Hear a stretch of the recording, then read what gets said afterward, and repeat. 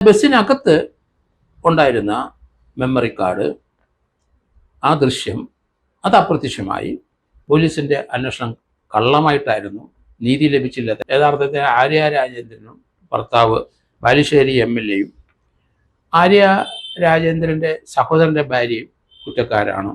ഡ്രൈവറുടെ കൂടെ ഉണ്ടായിരുന്ന സുബിൻ കണ്ടക്ടറെയും പ്രതിയാക്കണം. അയാളാണ് തെളിവ് നശിപ്പിച്ചത്. തെളിവ് നശിപ്പിച്ചതിന് തീർച്ചയായും അയാൾ കുറ്റക്കാരൻ തന്നെ. അതിനകത്ത് യേതുവിനെ അടിച്ചിട്ടുണ്ടെങ്കിൽ അത് തീർച്ചയായിട്ടും കുറ്റച്ചാർജിനകത്ത് വരണം. അയാളെയും കൂടെ 5ാമത്തെ പ്രതിയാക്കി അതിനകത്ത് വേണം. തിരുവനന്തപുരം മേയറായിരുന്ന ആര്യ രാജേന്ദ്രനും ഭർത്താവ് ബാലുശ്ശേരി MLA സച്ചിൻ ദേവിനും ആര്യ രാജേന്ദ്രൻ്റെ സഹോദരൻ്റെ ഭാര്യയ്ക്കും ജുഡീഷ്യൽ ഫസ്റ്റ് ക്ലാസ് മജിസ്ട്രേറ്റ് കോടതി തിരുവനന്തപുരത്ത് നിന്ന് നോട്ടീസ് അയച്ചു.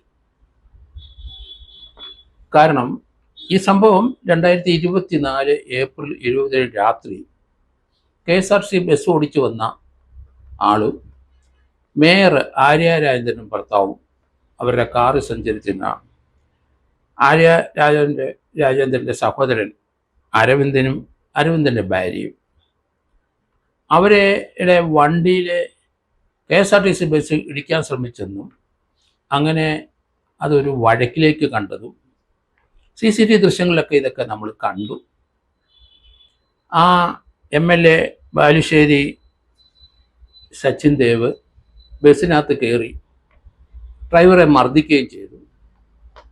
ഇതൊക്കെ അന്ന് CCTV ദൃശ്യത്തിലൊക്കെ കണ്ടു.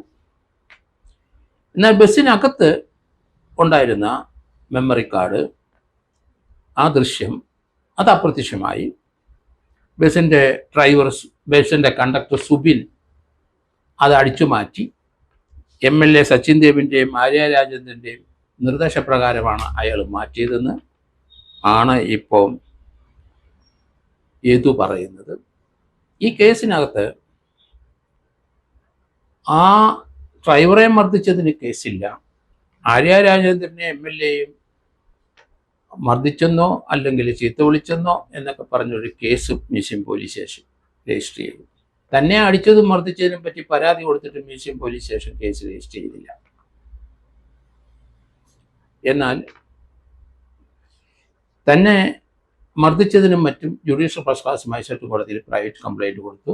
അവിടെ നിന്നുള്ള ഡയറക്ഷൻ വാങ്ങിച്ച് പോലീസിൽ FIR തയ്യാറാക്കി. ആ കേസിൻ്റെ അന്വേഷണം പോലീസ് പെർഫെക്റ്ററി ആയിട്ട് നടത്തി.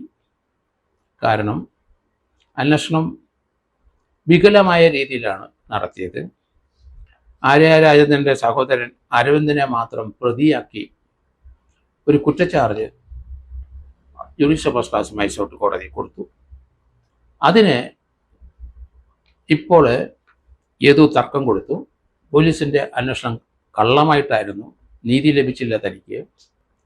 പോലീസ് സ്വയമായി എടുക്കുന്ന കേസായാലും ശരി, കോടതിയിൽ നിന്നും വരുന്ന കേസായാലും ശരി, കേസ് സത്യസന്ധമായിട്ട് അന്വേഷിക്കണം. അതിനകത്ത് യേതുവിനെ അടിച്ചിട്ടുണ്ടെങ്കിൽ അത് തീർച്ചയായിട്ടും കുറ്റച്ചാർജിനകത്ത് വരണം. ആ ബസ്സിനകത്ത് MLA കയറിയില്ല, അടിച്ചില്ല എന്നാണ് പോലീസ് കണ്ടെത്തൽ. എന്നാൽ CCTV ആ ദൃശ്യമുള്ള മെമ്മറി കാർഡ് KSRTCയുടെ അത് സുബിൻ എന്ന ഡ്രൈവർ രാഷ്ട്രീയം കളിച്ച് അത് അടിച്ചു മാറ്റി. അയാളെയും കൂടെ 5ാമത്തെ പ്രതിയാക്കി അതിനകത്ത് വേണം എന്നാണ് ഇപ്പോൾ യേതു കോടതിയിൽ പറഞ്ഞിരിക്കുന്നത്. KSRTCയിലെ എംപാനൽ ഡ്രൈവറായിരുന്ന യേതുവിനെ രാഷ്ട്രീയപരമായി കണ്ട് ഈ കേസിനകത്ത് അദ്ദേഹം യാതൊരു കുറ്റവും ചെയ്തില്ല എന്നാണ് പൊതുജനങ്ങൾ കരുതുന്നത്. അദൃശ്യം കണ്ടവരും അങ്ങനെ തന്നെ.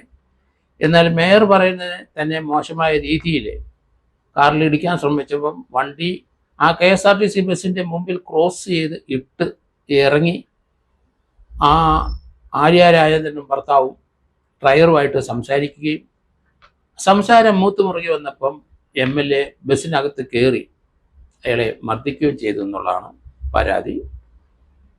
തനിക്ക് നീതി കിട്ടിയില്ല എന്ന് കോടതിയിൽ ആക്ഷേപം ഉന്നയിച്ചിട്ടുണ്ട്. അരവിന്ദനെ മാത്രം പ്രതിയാക്കി ഒരു കുറ്റച്ചാർജാണ് കൊടുത്തത്. യഥാർത്ഥത്തിൽ ആര്യ രാജേന്ദ്രനും ഭർത്താവ് ബാലുശ്ശേരി MLA യും ആര്യ രാജേന്ദ്രൻ്റെ സഹോദരൻ്റെ ഭാര്യയും കുറ്റക്കാരാണ്.